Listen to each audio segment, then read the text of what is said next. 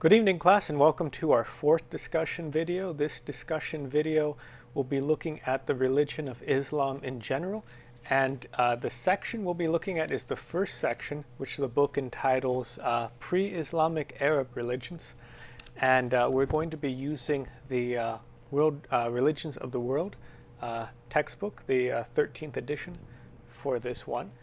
So before I go ahead and read the first section, let me go ahead and give you some vocabulary words that I think will be essential for you to define in order to get full comprehension of this section. And then this is somewhat different from the other ones. I'm going to give places, and I need you to explain the significance of those places in the 7th century CE. And I'm also going to give 3 dates, and I want you to explain the significance of those dates in the history of the Abrahamic religions. So let me just go ahead and first read the vocabulary words, and then I'll read the first question, and then I have 3 additional questions to help with that question. So the vocabulary words are Byzantine Christianity, the Prophet Muhammad, the Kaaba, Allah, Quran, Blackstone, pilgrims, Adam and Eve, Abraham, Ishmael, Jesus and Mary, animistic population. So for some of the places, you need to know their significance for the 7th century CE. So we have Judah, Damascus, Caesarea, Antioch, Alexandria, Mecca, Yathrib or Medina later. And then for the 3 dates of significance which this passage mentions, we have 70 CE, 135 CE, and 622 CE. And for the question for discussion, I have what did the Prophet Muhammad understand the significance of the Kaaba to be? And then toward the end, after I read the section, I'll also read the 3 preliminary questions for that may help answer that question. So let me go ahead and begin to read it. And it's going to be on page 240. You can follow along as well, or just listen. Islam began among the Arabian desert people in the 7th century CE.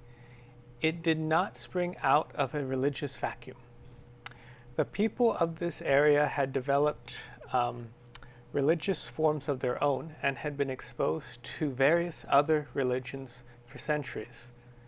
Although the influence was not strong, Byzantine Christianity had been a factor in the lives of these people. Judea, the home of Christianity, was not very far from Arabia. Such cities as Damascus, Caesarea, Antioch, and Alexandria were neighbors to Mecca and Yathrib, Medina. Christian princes ruled from these cities, and many of their early church fathers wrote and taught there. The people of Arabia were also familiar with Judaism. Several of the desert tribes were Jewish.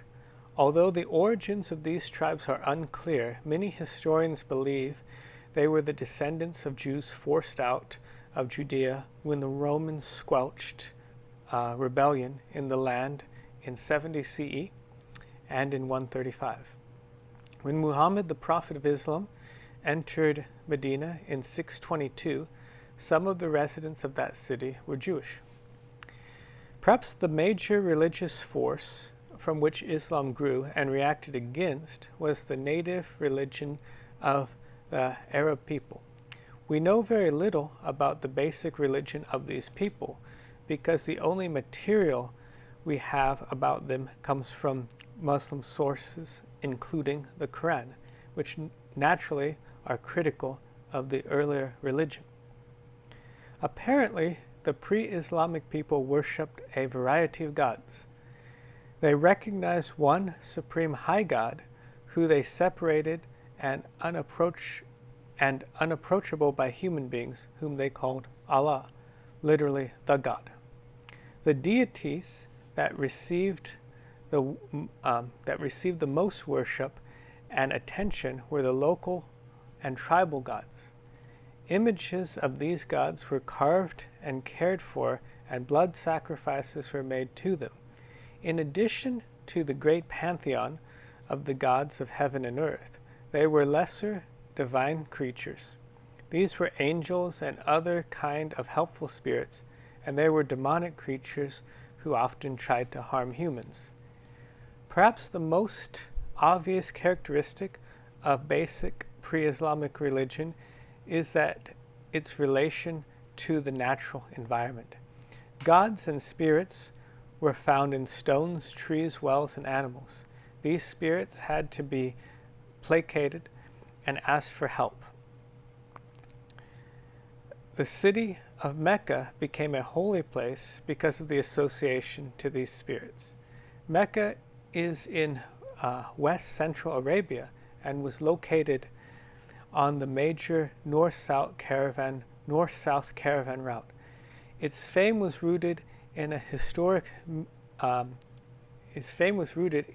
meteoric stone known simply as the Black Stone. The stone became an object of veneration to the animistic population. By the time of Muhammad, pilgrims had built an enclosure around it called the Kaaba. The Kaaba gradually filled with images, relics, and paintings. One report claims that it even contained a painting of Jesus and Mary. Islamic legend says that the black stone fell from heaven during the time of Adam and Eve, and that Abraham and his son Ishmael built the Kaaba. A period of several months each year was set aside as a time of truce between warring tribes so that pilgrims could travel safely to Mecca to worship at this shrine. Naturally, the black stone was an object of both pride and profit to Meccans, and there was a constant struggle among the various clans of Mecca over who would control the Kaaba. Okay, so this is where the section ends, and I had three initial questions that I wanted to pose, and then a fourth question, or the main question for discussion.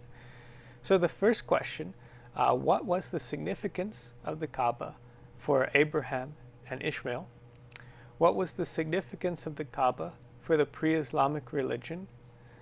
And what is the significance of the Kaaba for the religion of Islam today? And try to get as much as you can from that particular section, but you're reading the whole chapter, so those questions can guide your reading of the whole chapter too. You'll find the answers to all those questions in the reading. And then the main question: what did the Prophet Muhammad understand the significance of the Kaaba to be? And so that'll be the main question. And you have the option, you can answer the main question, you can answer one of the questions leading up to the main question, you can define a vocabulary word, or you can also, in this case, define the significance of a particular place mentioned or a particular date mentioned. So I hope this helps for the discussion, and I look forward to reading and commenting on your post. Have a good evening.